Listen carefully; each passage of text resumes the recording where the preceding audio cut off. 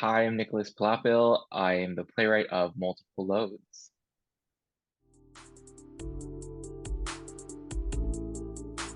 Working on a play with the playwright Madri Shaker, and she told me, she's like, you're funny, you should be a writer, and I was like, okay.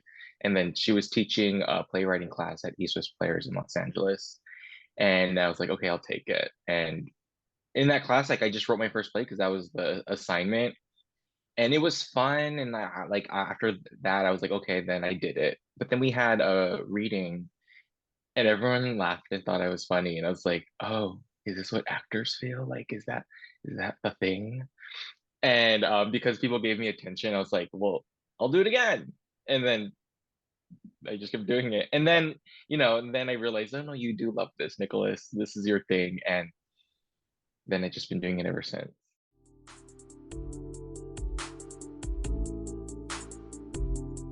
Yeah, I think very early on, Leah Nanako Winkler was really like influential in how I wrote, just because like the way she writes, it's just so funny and so honest, sometimes brutal, but like very still like heartwarming. And I didn't know one could write in that way where um sometimes it was just like, whoa, like you could say that, or like, oh, like you can write in all caps and it's cool, like things like that. And so very early on, like I was just like, oh, that's the kind of writer I want to be. And so Qui Nguyen, when I saw Viet Gone, I was like, I remember walking out of the theater, and I walked past him and the director Major Alice, and I was like sobbing, and I was like, I'm crying. And like I left. But like I was just so moved, and it was the same thing where it's like I didn't know you could write in that way. And he was writing his like parents' immigration story, but it was all set through like hip hop and just like pop culture. And I didn't know you could like mix genres and history in that way. And so like I think those two very early on were the ones I was exposed to when I started writing, where it's like, okay, like I can be a writer just by being myself, as opposed to like trying to be David Henry Hwang, because I don't know if I could do that.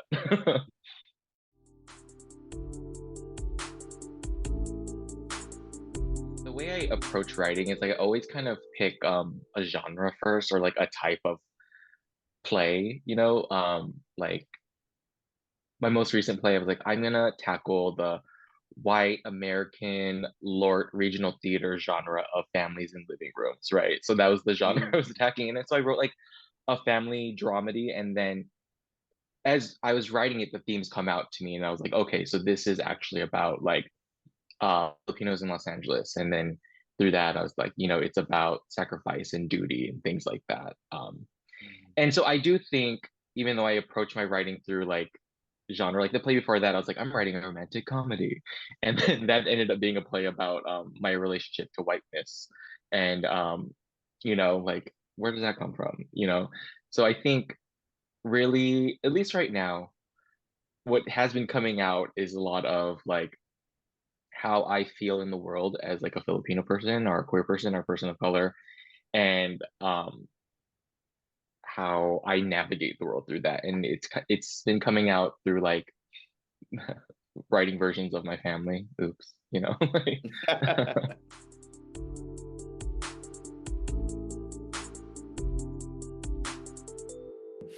Under a moon that the sky won't see for another 10 years, Luca and Yuri share a fateful night that will test their beliefs in love and destiny. Yet, on another unforgettable night, under the same gem in the sky, a decade of lost love and found purpose dares to challenge the path of their lives forever. Multiple Loads is a slice of life about the bookends of love and how the stories told in between become folklore. Luca and Yuri have these strong characteristics, and we were wondering, are there any distinct qualities that you put onto each of them purposefully, or when you were developing the characters, if it just came naturally as a full line through? yeah, I wanted one to be more like frivolous, like because there's an age difference. So like the younger one definitely has such a different worldview, and also just navigates the world in a more light way. And I tend to do that with most of my characters that like I have to pair together. Like one is always like light, head in the clouds, like watches Drag Race and will like drop a reference, like very that energy. And then so you have the other character who's just like my idea of what's older is just someone who is just mature and like has a different outlook and like finds like the light energy of someone else kind of like charming, but also kind of like, please don't, like. Mhm. And so I tend to do that in most of my characters, like having that difference because I find it interesting. And I think it's because, like people that I'm around, I'm the light-hearted one. And a lot of the time people around me are like a few years older than me or more. That's kind of the relationship where it's like they're like, what are you saying? I was like, I'm sorry, you don't watch that show, and it's so I think I'm pulling from life in that way, but Mhm. I really just wanted one to kind of know where they were going, and then the other one to kind of like have the thought of like I knew where I was going, but like I'm just such a free spirit that I lost it along the way because I found something else that was more important. And I want to shift a little bit of the conversation to talk a little about the sort of folklore aspects Mhm. of multiple loads. I would just love to hear more about your inspiration with including this in this piece, and what similarities you included from stories that many of our audiences may know, Mhm. may not know, may have heard before, but just the aspects of speaking a little bit to sort of how did the folklore play into developing this piece? Yeah, so I was writing an essay for this like anthology that will be like published later this year and for like Asian American History Month. And I was writing about the idea was like a person's personal mythology. And I was playing around with the idea of like magic and things like that. And so I started that essay with references to the TV show Charmed, because that's the culture that made me. And along with writing that essay, I stumbled into the story of the Filipino gods in the play. And I was like, oh, that's so interesting. So I pulled that into that essay. And when I was writing this play, it's a moon god. The moon god is in that folklore. And I was like, oh, I'm writing about the moon. And I didn't connect it until I was writing it. And so like I pulled that story from an essay I had already written and kind of adapted it into the play. And it just felt like it fit because then also, I Googled what does folklore actually mean? And I think I use a version of the definition in the play, and it's kind of just like a retelling of our personal histories, right? And we when we hear folklore, we kind of just think of mythology. When we think of mythology, we kind of think of something somewhat magical and fake. But at least according to my Google search, folklore is just more of like how we tell stories of our past, and maybe along the ways it kind of gets told magically in a way that makes you think it's not exactly what it is. And I think a line in the play also references like religion as folklore, right? It's just like religion is just something that someone is telling you from something that they remember. And I was like, oh, that's really interesting if that related to us as humans on a more like normal everyday level, right? And I think like if Luca and Yuri were telling the stories of their love, like there'd just be different versions of it. And I think that's the same thing with the idea, at least that I've interpreted of folklore, like we'll all tell it differently, but what's the truth? And I think with folklore, we don't accept it as truth. So that's kind of how I was playing around with it. When it comes to this specific section about sort of like the folklore and this Mhm. idea of thinking of religion as folklore, do you feel that there was a shift in sort of this grounded, light airiness between Luca and Yuri? Or do you feel that in this section there was sort of more of a double downness of here I am being able to speak about the ideas of folklore in a way that, uses lines Mhm. like, and folklore as, in your terms, cultural Mhm. DNA. People hear folklore, hear mythology, and think that there are synonyms with fake and Mhm. untrue, but it's all real. But it all really is creative expression.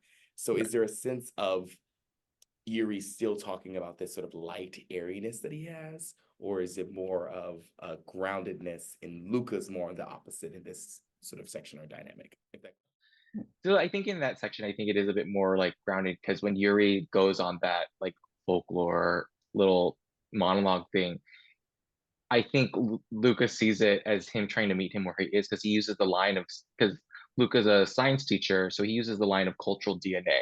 Mhm. And so like I think he sees that as like, oh, you're trying to understand me through your lens, but you're still kind of not letting your lens fully go.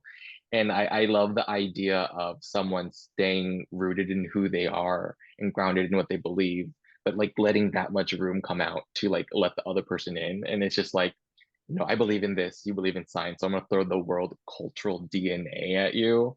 Like, it's like, yeah, so like there's just this like standing your ground in what you believe, but like just willing to let someone else in on their terms and on their like playing field. I just thought that was kind of romantic, kind of, just for him to say that. Yeah. And in terms of the way that these characters ended up, of course, we see them at the beginning of their end. Mhm. And so, did they, in terms of the changes of characterization, do you think that this relationship changed them as people, or it's still sort of the one light, one grounded, and you still see the difference with the ages, um, Mhm. and like that development over time? They became different versions of themselves in a way where like they just weren't who they were supposed to be because of each other. Mm. Even though I do think like their relationship is somewhat along the lines of destined. Like they were probably each other's people, but I do think like, but at the same time, I think they threw each other off of their same path of Mhm. destiny, if that makes sense. I just Mm. Yeah. I just feel like, we find those people where it's like we're just so cool to them, where it's like even though we know it's wrong, or we know that they're holding us back in certain ways, like we would still rather be not where we want to be or supposed to be, to just be with that person. I think there's just pressure that people have to dream and have to want to achieve large things, and I don't see anything wrong with not wanting that or changing your mind. And Mhm. but then again, I think because like the idea is that you should, you know, I think people are supposed to end up better than the same, but I don't think anything's wrong with the same.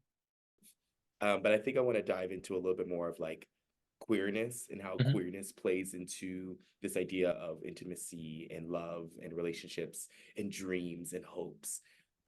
Was there anything specific, any specific statement that you wanted to make in making this a queer couple and the sort of beautifulness of them being destined for each other Mhm. and maybe not being destined for each other? Was there any sort of statement that you were trying to make with that at all? So if you think about the monologue where he retells the Filipino folklore of like the two gods, and like one of the gods is like the patron saint of homosexuality, right? I think if anything, I wanted to impart that thing because you have this perception of, or at least I did before I read that story, that like like Filipino culture, or even just like families who are immigrants, there's like this perception that like they're so like stuck in their ways and they're so strict on certain ideas, and maybe are homophobic in certain ways, and I definitely had that interpretation, and because it's definitely there of like you know, Filipino-ness and Filipinos, but like when you dig deep into the history, it's like, oh, it was there the whole time. Like, we were validated in the retelling of our folklore and in our myths. So that means like if we are in myth or we are in folklore, we held importance. And I think that was something that came out for me, and I hope like I'm glad is there, is that like, if we are retelling these stories, it's because they're important. And if we had like these two like gay gods like fall in love because one was the moon and one just wanted to bring him down to earth, and they end up living on a mountain forever as like husbands, like if we held on to that history, it was important, and it's sad that it like kind of lost its way along the way. But like if you look back in time, like it's like you lost your way, like the culture or like the roots of the heritage and culture kind of have always been what they were. So if anything, it's that section, less so like, oh, these two men are in love.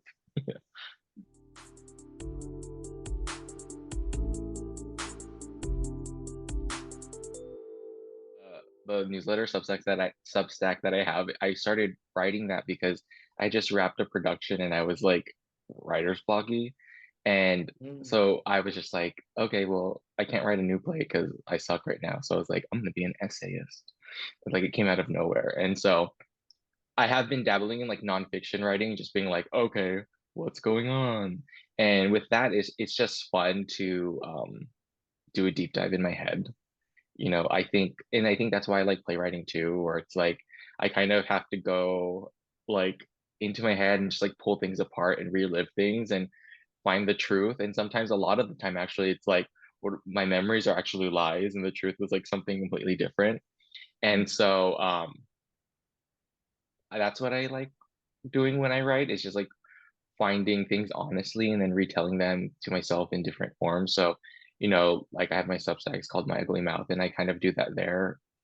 But then also before I was a playwright, I was a songwriter. So, I would work with like musicians and we would sit and do like sessions and we would talk just about life. And then I would have to like take all of their experiences and filter it through myself and then just turn it into lyrics. So, again, it really is, I think, the emotion and storytelling. Also, like, I oddly like lyricism. And I think that comes from the songwriting. Like, I like to paint pictures with my words and try to find like wordplay, things like that. And I always find that very fun. I've been trying to incorporate that in my playwriting because I don't think I necessarily do it with playwriting. I try to just be like brutal and honest, or as opposed to like writing a song, I'm like, what's pretty? And with multiple loads, that was part of my challenge because it was a writing exercise to write that play.